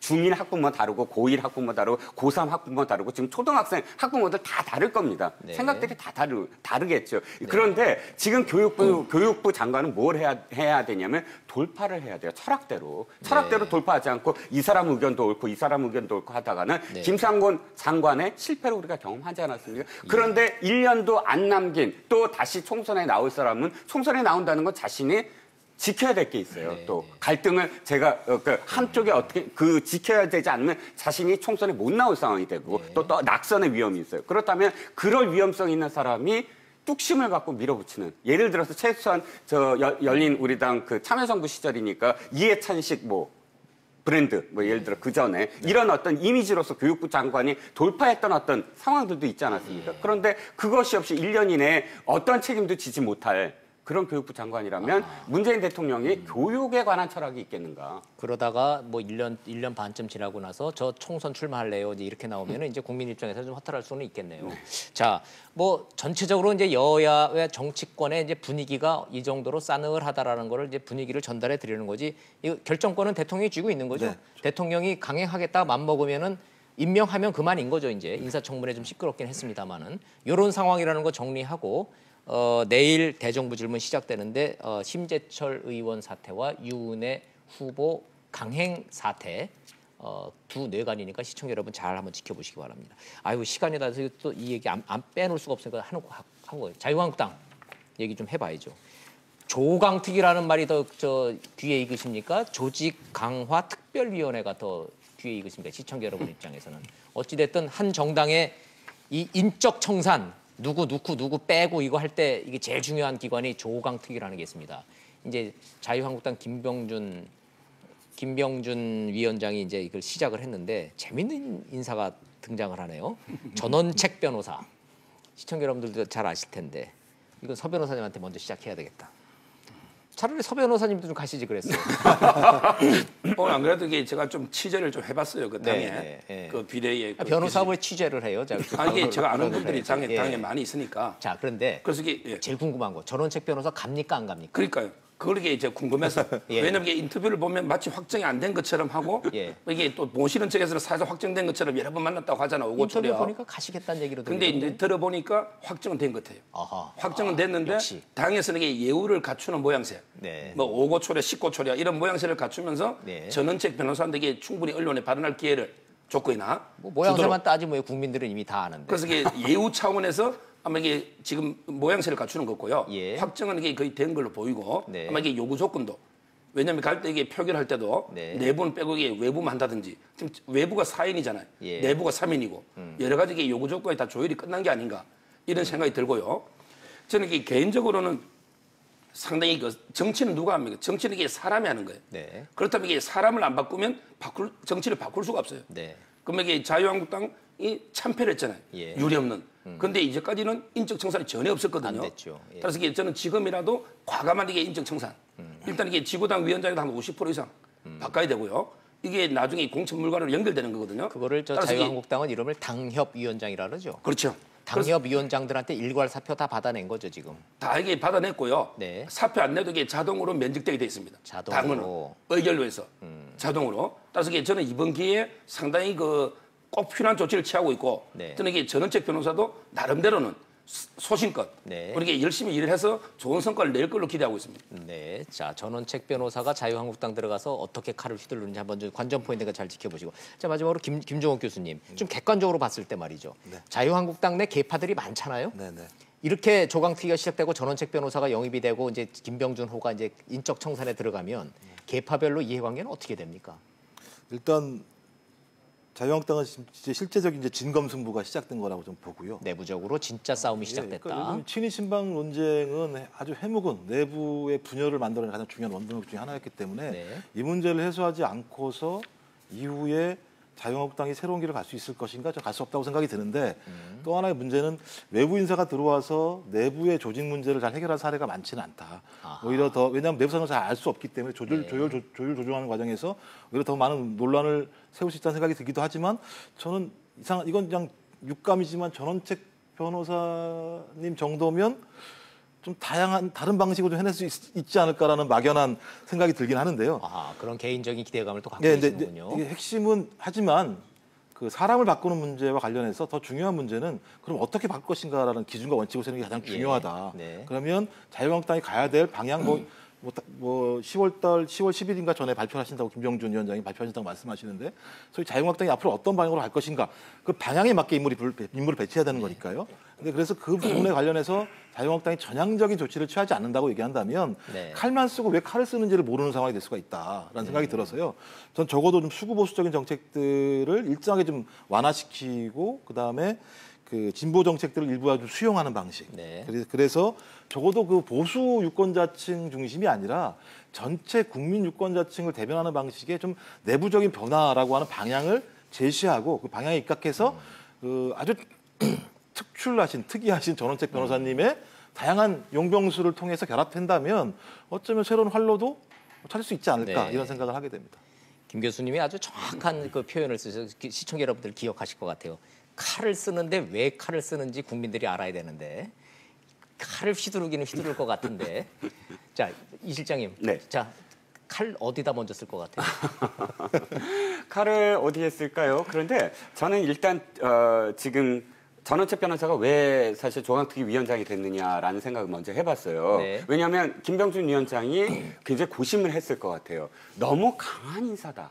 사실은 자기 개성이 강한 인사다. 네. 자기가 어떤 사실 이 컨트롤할 수 있느냐 없느냐 이게 네. 가장 중요하거든요. 네. 그런데 당무감사위원장이나 윤리위원장이 사실 좀 무명에 가깝고 무색에 가까웠어요. 그 사람들이 칼을 갖고 있었거든요. 네. 그러니까 좀 더 강한 사람을 할 수밖에 없었다. 그러니까 위험성은 있죠. 왜냐하면 조강특위 위원장이긴 하지만 전원책 변호사는 아마도 조강특위를 뛰어넘는 정말 언론의 스포트라이트를 받을 수 있는 분이거든요. 그래서 네. 김병준 위원장이 정말 자기의 어떤 꿈대로 또는 스케줄대로 컨트롤할 수 있느냐 없느냐가 관전 포인트가 아닐까 싶습니다. 네, 관전 포인트 시청 여러분들 한번 같이 잘 보십시오. 어찌됐든 흥행 요인은 좀 있는 것 같습니다. 이런 가운데 민주평화당에서는 초선 의원들이 또 들썩들썩해서 탈당설이 지금 여의도에 지금 퍼지고 있고요.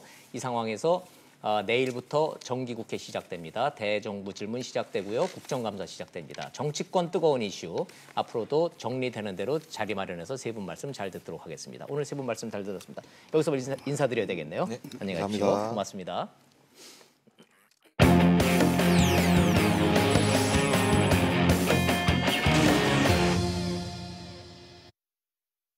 오늘부터 중요한 이슈 따라잡기 코너도 하나 더 마련했습니다. 오늘은 북한 이야기입니다. 북한의 리용호 외무상이 유엔에서 연설을 했습니다. 미국과 협상 분위기 잘 되고 있다라는 말은 화려한데 정작 연설 내용을 보면 호락호락하지가 않습니다. 북미 관계 어떻게 가는지 먼저 영상 보시고 이슈 따라잡기 이어가도록 하겠습니다.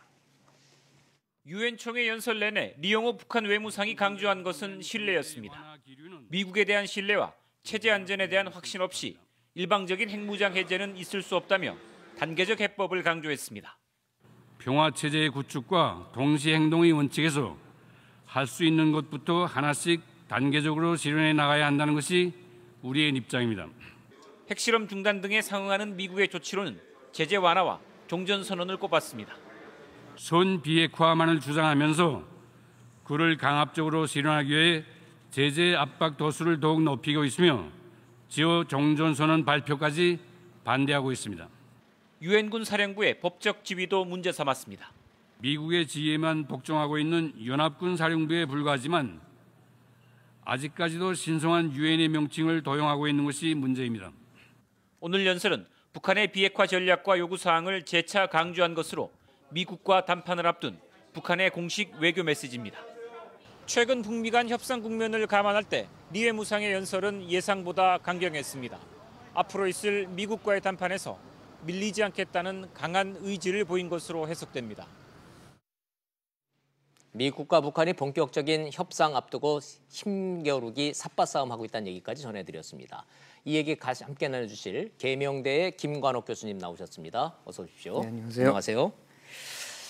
자, 리용호 외무상 간단치 않은 인물이죠. 그렇죠. 예, 비핵화를 하기 위한 북미 협상이 이제 어떡하든지 문재인 대통령이 고생해가지고 이제 자리를 붙여놓고 중매를 쓰셨는데 네. 정작 리용호 외상 이 연설 내용 쭉 들어봤더니 뭐 비핵화 얘기보다는 신뢰 얘기만 쫙 하면서 결국은 들어보면은 뭐 핵심은 미국 니들이 먼저 해라 뭐 이렇게 들리는데 어떻게 들으셨어요? 저는 뭐 그렇게 방점이 선 비핵화라고 이제 들리지는 않고요. 네. 그러니까 우리가 어느 정도 신뢰 구축의 어떤 조성을 위한 조치들을 했으니 네. 이제 미국도 상응하는 그런 조치들을 할 때가 됐다. 그래서 아. 이제 김성 그 주 유엔 북한 예. 대사가 나왔을 때 곧바로 이제 미국 언론들이 물어보죠. 이게 너무 세게 간 거 아니냐. 네. 그랬더니 이제 반응이 이거는 뭐 우리가 미국을 압박하기 위한 것이 아니라 호소하는 것이다. 신뢰 구축을 위한 호소다. 것이다. 근데 이제 북한의 어떤 언행 자체가 사실은 굉장히 이런 유형이 과거부터 있어 왔던 거죠. 네. 그래서 근데 더 중요한 거는 저는 지금부터가 사실은 협상의 시작점이다. 네. 그러니까 그 전까지만 해도 뭔가를 비핵화 한다 안 한다 이걸 갖고서 이제 시작했던 건데 지금은 구체적으로 비핵화는 어떤 조치를 하고 그렇게 해서 체제 보장은 어떻게 한다는 것을 폼페이오 4차 방북 때부터 아주 본격적으로 구체적으로 들어갈 수밖에 없는 장면이거든요. 네. 그래서 그 직전에 리옹호가 유엔에서 우리는 여기까지 할 수 있다. 네. 그러니 미국도 이 정도까지 해라. 그래서 일방적으로 밀리지 않겠다는 것을 좀 천명한 거 아닌가 이렇게 좀 해석을 합니다. 일방적인 비핵화 일정으로 우리가 가지는 수는 없다. 그렇죠. 신뢰를 바탕으로 해서 동시적으로 가자라는 얘기는 결국은 종전선언과 우리가 해줄 수 있는 비핵화 이 절차하고를 동시에 시작하자 이런 뜻으로 좀 그렇죠. 미국이 이해를 하고 있나요? 그렇게 미국 반응은 어떤 거예요? 미국 반응은 조금 더 이제 선 비핵화. 네. 왜냐하면 이제 기본적으로 우리 11월 6일 날 중간 선거가 있습니다. 그런데 네. 미국의 정치에서 가장 중요한 건 선거예요. 그렇죠. 그래서 지금 폼페이오가 10월 이후에 이제 북미 2차 정상회담을 한다는 얘기도 사실은 그거를 계산하고 있는 거거든요. 그러니까 네. 우리가 통상 보면은 11월 6일 전에 2차 북미 정상회담 하면 트럼프에게 유리할 것이다라고 판단하지만 네. 사실 그 내용이 충분치 않다 그러면 네. 사실 보수층이라든가 다른 데서 비판의 여론이 더 거세지고 예. 그것이 오히려 11월 6일에 중간선거에 부정적 효과를 만들어 놓을 수 있기 때문에 사실 트럼프 정부가 굉장히 사실은 조심해서 신중하게 접근하고 있다라고 보이는 그렇죠. 거죠. 트럼프라는 사람이 예측 불가능하긴 하지만 협상의 달인은 달인인 것이 방금도 지금 속보 보여드리고 있습니다만은 미국과 캐나다가 나프타 협상 타결을 지금 한 거잖아요. 그렇죠. 결국은 한미 FTA 재협상도 밀어붙여서 해결해냈고 트럼프 입장에서는 그러니까 트럼프가 사실상 뭐 북미 원하는 대로 다 회담뿐만 돼 있죠. 아니라 비핵화, 북한의 비핵화뿐만 예. 아니라 경제 분야에선 상당한 걸 성취했어요. 이미 예. 멕시코, EU, 한국, 그다음에 이제 캐나다까지 캐나다까지 갔죠. 돼 마지막 있고. 남은 게 이제 일본이고 중국인데 중국이 남아있죠. 중국은 이제 압박용으로 아마 선거가 끝날 때까지 아마 지속시킬 가능이 있어요. 있죠. 그 예. 이유는 중국을 압박하고 뭔가 강한 입장을 취하는 것이 국내적으로는 세력을 결집시키고 뭐 이런 효과가 있기 그렇죠. 때문에 선거에게 오히려 도움이 된다고 봅니다. 네. 그런데 이제 그 사이에 일본 같은 경우는 아마 마무리를 지을 가능성이 큰 거죠. 그래서 거의 대부분의 주요 무역 상대국에서의 관계 속에서는 아주 유리한 어떤 지점을 선점하면서 선거를 치르게 되면 훨씬 더 호소력 있게 지지층을 끌어모을 수 있는 그런 장면이 만들어질 수 있는 거죠. 근본적인 질문 좀 하겠습니다. 실무자들 얘기, 폼페이오 얘기와 리옹호 외무상의 얘기를 보면 팽팽하게 북한과 미국이 외교적으로는 지금 기싸움을 하고 있는 것이 느껴지는데 정작 트럼프의 워딩을 보면 김정은과 나는 사랑에 빠졌다. 어떻게 해석하셔야 됩니까? 저는 두 축으로 본다고 봐요. 그러니까 근본적으로는 본인도 이 북미 회담을 성공적으로 가져가고 그것이 어떤 북한의 비핵화로 종결이 돼서 자신의 2020년 11월 선거, 즉 네. 재선에 아주 긍정적인 효과를 발휘하기를 바라는 것이지만 네. 그 내용이 실질적으로 만족할 만한 수준이 아니면 가져갈 수 없다는 거거든요. 네. 그러니까 우리가 이란 케이스를 좀 볼 필요가 있어요. 이란은 우리가 잘 알다시피 오바마 대통령 때 이제 협상을 맺은 것이고 어렵게 해서 협상 타결을 해놨는데 그렇죠. 그것도 사실은 유럽 국가들이 같이 참여해서 네. 한 겁니다. 그러니까 다국적인 어떤 협력이었다라고 볼 수 있는데 네. 그 부분까지도 사실 일방적으로 트럼프 대통령은 깼거든요. 예. 거기 ICBM이 안 들어가 있다는 얘기죠. 네. 그러니까 어떤 형태로든 자신이 만족할 만한 어떤 성과가 그 안에 있어야만 되는데 네. 그 부분이 이제 한마디로 나타난 것이 나는 2년, 3년이도 기다릴 수 있다. 네. 즉 시간이 나한테 불리한 것이 아니다라고 얘기하는 것은 네. 비핵화하는 것은 좋지만 내가 원하는 방향대로 해야 되겠다는 것을 계속해서 강조하고 있는 것이죠. 네. 트럼프가 말하는 그 워딩 다시 한번 전해드리면요. 나는 세상의 모든 시간이 나에게 있다고 말했다. 이렇게 얘기했다는 겁니다. 시간에 쫓겨서 중간 선거라는 게 쫓겨서 나쁜 합의하지 말라라는 지금 명확한 가이드라인인 것 같은데 그러면서도 말로는 김정은과 나는 사랑에 빠졌다고 하면서도 구체적인 내용에 놓고 보면 김 교수님 말씀대로 지금 이란 걱정할 정도지 않습니까? 그렇죠. 지금 시청자 여러분들이 갑자기 북한 얘기하다 이란 얘기를 왜 하시나 궁금해하실 것 같지만 그 얘기인 즉슨 중간선거 이후까지 북한이 정말로 버티고 구체적이고 실질적인 비핵화 조치하지 않으면 이 판이 깨질 우려도 배제할 수 없다 이렇게 보시는 건가요? 아니면 저는 그럴 가능성은 크지 않다고 봅니다. 크지는 많이 않다. 왔어요. 많이 네, 왔고 너무 많이 왔다. 북한도 그렇고 미국도 그렇고 실질적으로 이것을 타결짓는 것이 훨씬 더 큰 이득이 눈앞에 있다는 것을 알고 있죠. 네. 우리가 얘기하는 승자연합이라고 할 수 있는데 네. 승자연합이 지금 남북 미로 이제 구축이 돼가고 있거든요. 네. 즉 이번에 비핵화가 되고 한반도 평화체제가 구축이 되면 가장 큰 수혜를 받을 네. 가장 큰 이익을 받을 이 승자연합이 남북미이기 때문에 네. 이 부분에서 미국이든 북한이든 이거를 차버릴 그런 동기는 크지 않다고 크지 보는 거죠. 않다.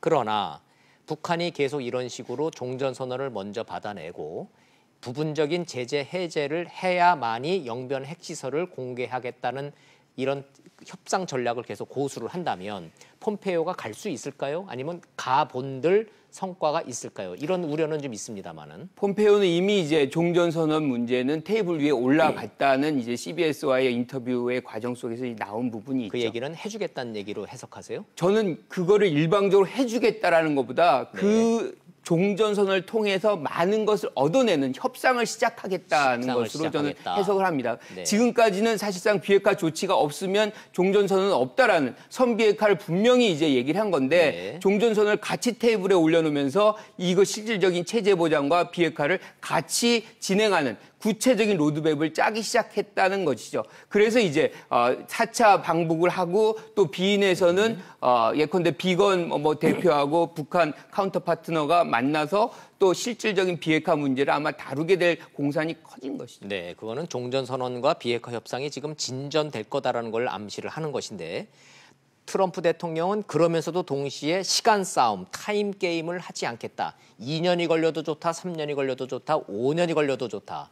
무조건 먼저 비핵화에 대해서 내놔라라는 입장도 또 고수하고 있는 거죠. 그렇죠. 근데 저는 이게 왜 나왔느냐. 예. 저는 친서 같은 데서 아마 이런 문구가 있었을 거라고 생각을 해요. 그러니까 네. 김정은이 친서에 내가 당신의 1차 임기 때까지 비핵화를 종료할 수 있다. 그러니까 뭔가 시혜적으로 뭔가 주고 네. 이거를 지렛대로 해서 미국으로부터 뭔가를 더 얻어내려고 하는 그런 뉘앙스가 트럼프는 느껴진 것이고 네. 나는 필요 없다. 나 이거 그때까지 안 끝내도 좋다. 내가 이 시간 타임 때문에 내가 너희들에게 더 많은 것을 양보할 이유는 나에겐 없다는 것을 즉 그것을 통해서 네가 더 많이 가져갈 꿈을 꾸지 마라. 그런 경고의 차원에서 2, 3년 같은 긴 얘기를 하고 있지만 사실은 네. 트럼프도 몸은 굉장히 달아있죠. 네. 어떻게 하든 우리가 2021년 1월까지라고 얘기했지만 2020년 11월이 재선이기 때문에 네. 그 전에 비핵화를 종료시키는 게 어떤 형태로든 트럼프로서는 가장 바라는 시나리오입니다. 알겠습니다. 정세현 전 장관 같은 경우에는 사실상 종전선언이라는 게 정치적 선언에 불과하지만 만약에 남북미 간의 종전선언이 이루어지면 대북제재는 사실상 하나하나 해제되는 수순으로 갈 수밖에 없는 것이 현실이다. 그래서 북한도 집착하는 거고 미국도 안 해주려고 계속 민기적거리는 것이다.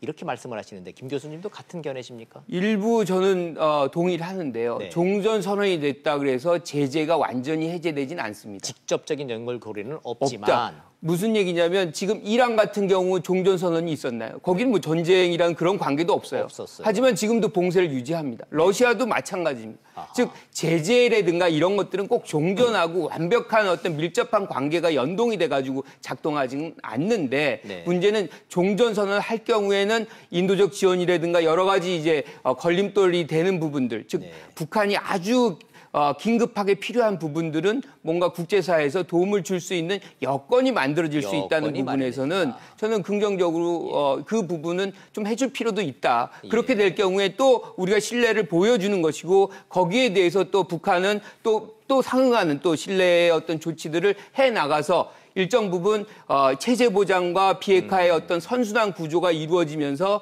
비핵화 과정이 좀 더 충실하게 전개될 가능성이 있어 보인다라고. 그렇게 하면 좀 기대를 좀 해보죠. 그렇죠. 자, 그런 전망 속이라면 폼페이오 방북 언제쯤으로 예상하십니까?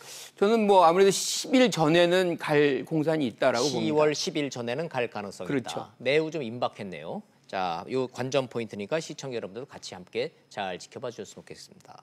오늘 말씀 여기까지 듣겠습니다. 고맙습니다.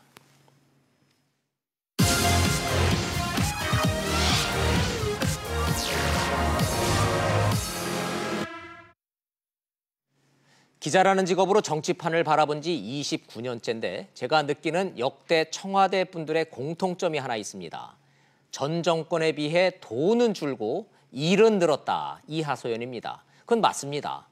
과거엔 통치자금이라는 눈먼 돈이 날아다녔으니 이명박 박근혜 청와대는 깨끗한 돈이랍시고 갖다 쓴 게 국정원 특활비, 국민 세금이었습니다. 탈났습니다. 급기야 문재인 청와대는 업무 추진비까지 논란입니다.